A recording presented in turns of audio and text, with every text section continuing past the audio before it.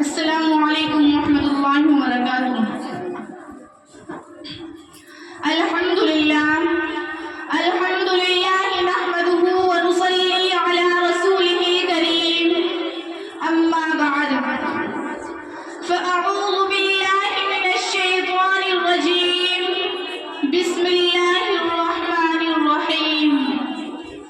انما یخشی اللہ من عباده العلماء، ان اللہ عزیز الغفور، صدق اللہ العظیم۔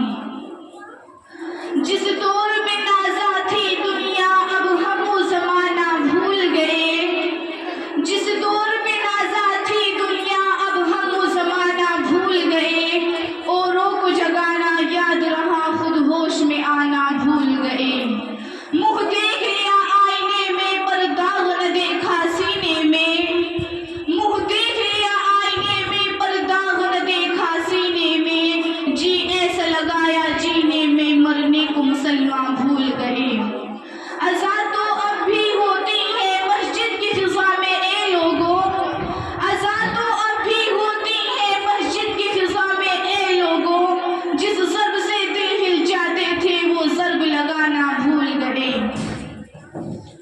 محترم سامعین کرام، آج میں ان یاران باصفا، شہیدان عشق و وفا، وارثان بلال اور سراغیر آزادی کے تذکرے کی سعادت حاصل کر رہی ہوں، جن کا قلب و جگر اسلام کی عظمت سے معمور تھا، جن کے چہرے پر عزم و استقلال کی کرنیں جلوہ فکن تھی، جن کا دل جہاد سے سرشار تھا، جنہوں نے اپنی پوری زندگی اسلام کی سربلندی اور الہی کلمت اللہ کے لیے وقف کر دی تھی۔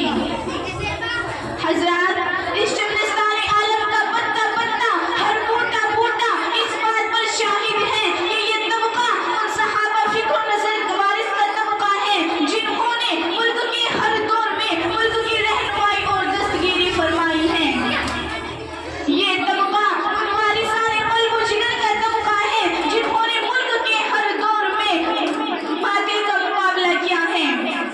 باطل نے حق کو جب بھی چیلنج کیا انہوں نے اس چیلنج کو قبول کیا اور میدان میں نکل آئے اور جم کر پوری بے خبری کے ساتھ باطل کا مقابلہ کیا۔ یہی وہ حضرات ہیں جنہوں نے اپنی جانیں تو دے دی مگر باطل کو کبھی پیٹ نہ دکھائی، مگر باطل کے سامنے کبھی پیٹ نہ جھکائی۔ حضرات، جب ہندوستان کی مقدس سرزمین پر انگریزوں کا ناپاک سایہ پڑا اور وہ اپنی سازوانہ چالوں سے یہاں کے مالک پر بیٹھے، جب باشندگان ہند پر طرح طرح کی بہار توڑی جانے لگی، جب ہندوستانیوں کو غلام بنایا جانے لگا، جب ہندوستانیوں کا خون ان کے پسینوں سے بھی ارزاں ہونے لگا، تو ایسے وقت میں جس شخص نے سب سے پہلے بغاوت کو بلند کیا وہ محدث کبیر شاہ عبد العزیز ابن ولی اللہ رحمت اللہ علیہ ہیں۔ یہی وہ مجاہد ہیں جنہوں نے سب سے پہلے مسلمانوں کے نصب العین کا اعلان فرما دیا تھا۔ ان کا فتویٰ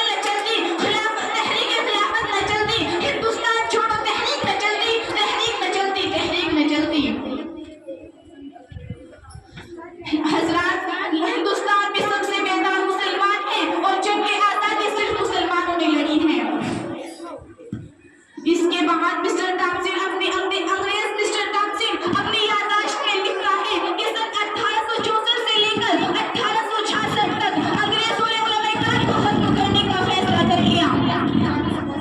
یہ 3 سال ہندوستان کی تاریخ کے بڑے المناک سال ہیں. ان 3 سالوں میں انگریزوں نے 14,000 مسلمانوں کو تختہ تار پر لٹکا دیا.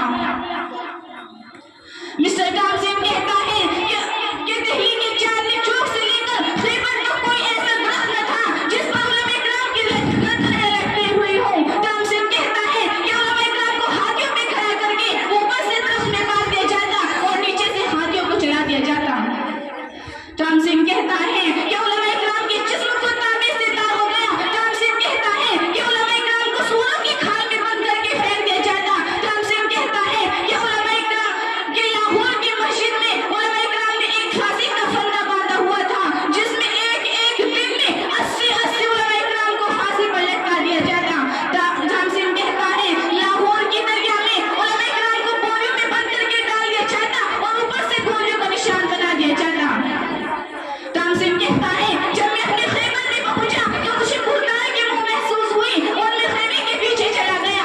دیکھتا کیا ہوں انگارے دہک رہے ہیں اور 40 علماء کرام کو بلایا گیا. ان کے کپڑے اتار دیے گئے اور ان کو آگ میں ڈال دیا گیا.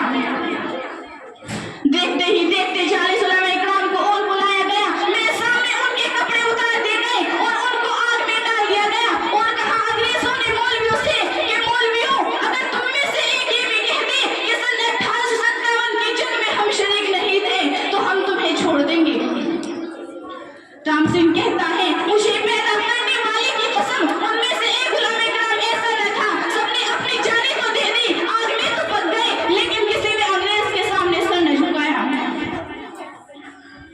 حضرات یہی شیخ الوارث اور یہی شیخ الہند اور حقیقی وارث حضرت عبید اللہ حسن جی رحمۃ اللہ علیہ ہیں جو سن 1857 تک سراخیل آزادی کے کمانڈر رہے. یہی وہ حضرات ہیں جو ایک طرف آزادی کے جذبہ ولولے سے لوگوں کے قلوب کو معمور کر رہا تھا تو دوسری طرف قال اللہ تعالی وقال رسول اللہ کا جامع خوشگوار تشنگائے علوم نبوت اپنے دست مبارک سے بھر بھر کے پلا رہا تھا. حضرات مختصر یہ ہے کہ اگر جنگ آزادی میں علماء کرام حصہ نہ لیتے تو یہ ہندوستان کبھی آزاد نہ ہوتا, کبھی آزاد نہ ہوتا, کبھی آزاد نہ ہوتا. باغبانی آزاد ہے, صحن چمن آزاد ہیں. باغبانی آزاد ہے, صحن چمن آزاد ہیں. ہو مبارک دوستو آج اپنا وطن آزاد ہے. وآخر دعوانا الحمدللہ رب العالمین. السلام علیکم ورحمۃ اللہ.